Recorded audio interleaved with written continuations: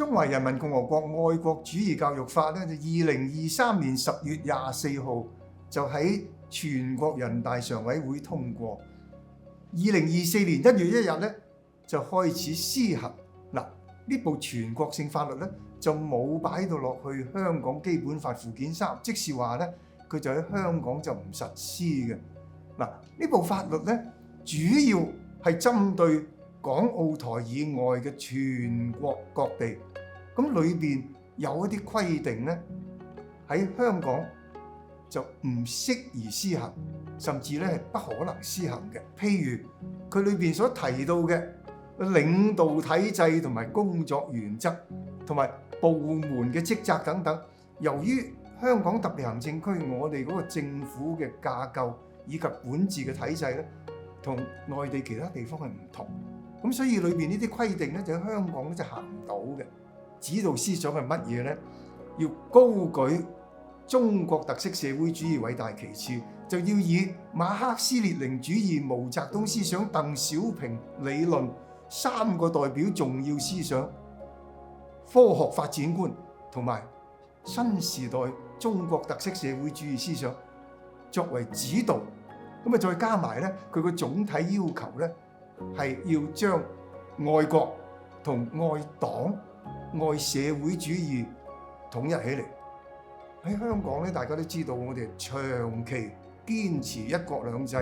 係不實行社會主義制度。咁所以啦，呢啲咁嘅要求咧，喺香港咧，相信咧就唔適用嘅。咁咧就唔等於話愛國主義教育喺香港唔需要推行嘅，亦都唔等於話咧我哋可以唔重視呢一條中華人民共和國愛國主義教育法喎。嗱，呢個法係喺2023年嘅10月24號通過啊。喺第二日，即是10月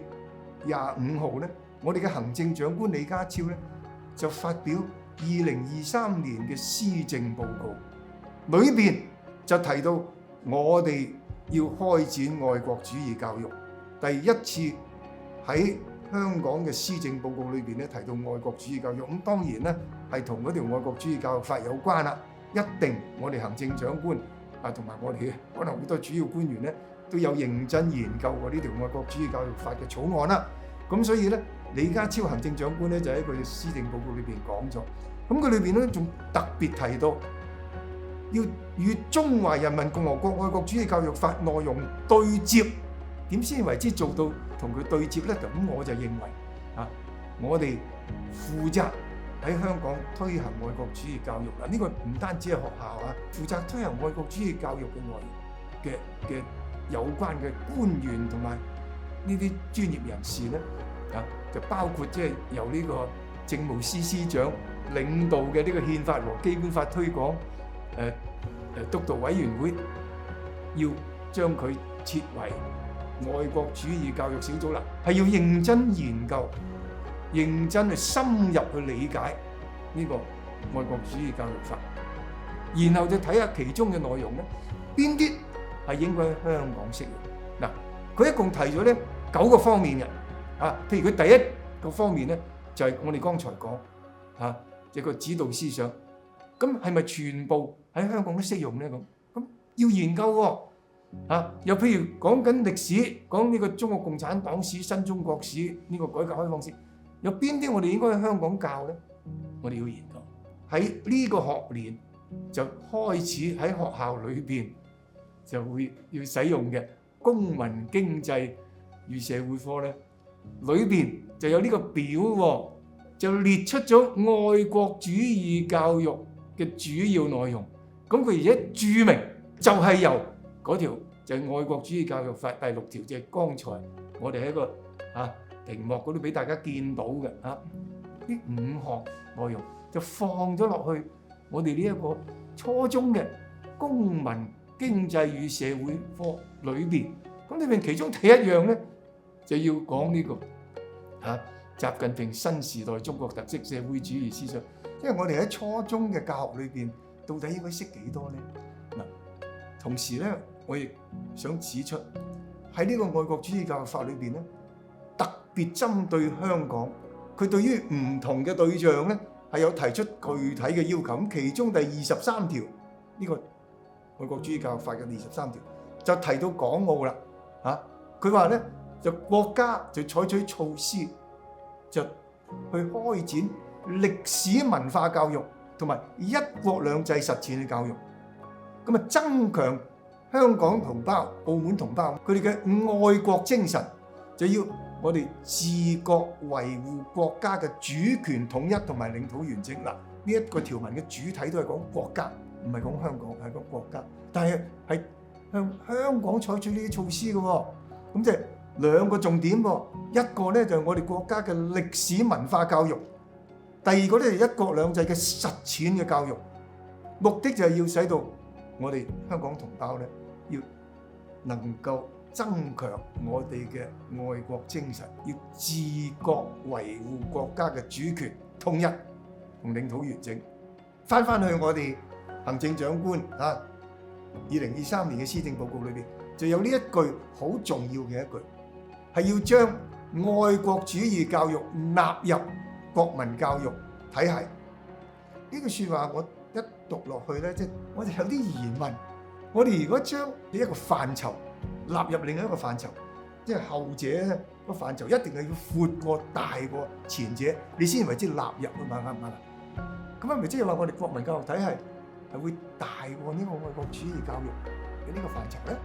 咁我哋國民教育裏邊有啲乜嘢嘅內容係喺愛國主義教育之外嘅？唔會錯嘅呢一句，因為呢一句咧，愛國主義教育法咧第15條係咁講嘅，就國家將愛國主義教育納入國民教育體系，嗱，清清楚楚。咁又有冇我正話所講嘅呢個咩邊個範疇大啲嘅問題？恰恰就係呢個分別喺呢度啦。如果我哋同內地嘅教育界，你問佢國民教育體系是什麼，佢會點答你咧？如果我哋問香港，問教育局國民教育是什麼，教育局會點答你？呢兩個答案係完全唔同嘅。睇一睇翻呢個愛國主義教育法呢第15條，跟住佢點講？係講各級各類學校都應該點做。跟住第二段繼續講各級各類學校應該點做。跟住下一條第16條繼續講各級各類學校應該點做。咁所以咧冇搞錯，喺我哋全國嚟講，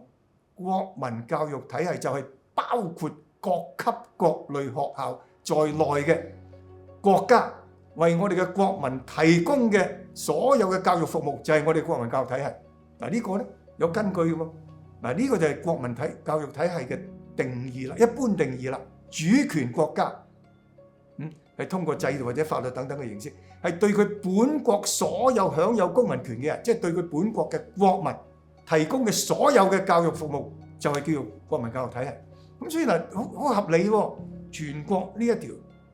愛國主義教育法話，我哋要將愛國主義納入國民教育體系，即是咩咧？即是我哋全國各級，無論大中小幼學校、各類嘅學校、職業學校好、特殊學校好，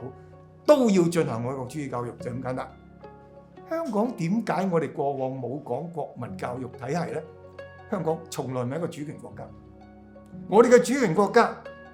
講回歸之後就係中華人民共和國，但係因為一國兩制，根據基本法第136條，我哋香港特別行政區係喺原有嘅基礎之上自己制定我哋嘅教育政策。所以嗱，我哋譬如話中央教育部出嘅任何嘅規定啊，通過任何法律咧，即係香港可以參考，但係佢對香港係冇一個約束力嘅。直至到2007年，當時嘅國家主席胡錦濤嚟到香港咧，就發表咗一段有關國民教育嘅講話。個目的就係加強香港同內地青少年嘅交流，使到香港同胞嘅愛國愛港嘅光榮傳統能夠薪火相傳。胡錦濤主席一講咗呢番話，由特區政府至到我哋一般教育界，就將國民教育呢個名詞咧，其實就將佢等同於愛國主義教育。你對我哋嘅青少年進行國民教育，目的係咩咧？就要使到佢哋愛國啊嘛。喺香港特殊嘅情況之下咧，國民教育呢個名稱就有一個特殊嘅意義喺度。呢個正好説明香港理解嘅國民教育，其實就係等於愛國主義教育嘅重要性，因為過往回歸之前完全冇對我哋即係中華民族同中國文化呢個嘅教育，愛國嘅教育。回歸之後咧，坦白講，我哋亦係做得好唔夠。咁所以咧，即係而家趁住呢個愛國主義教育法喺全國推行嘅時候，我哋認真研究呢一部法律對愛國主義教育有啲咩要求，有邊啲喺香港係適用嘅，我哋要認真做好我哋嘅國民教育，亦即是愛國主義教育，係非常之重要。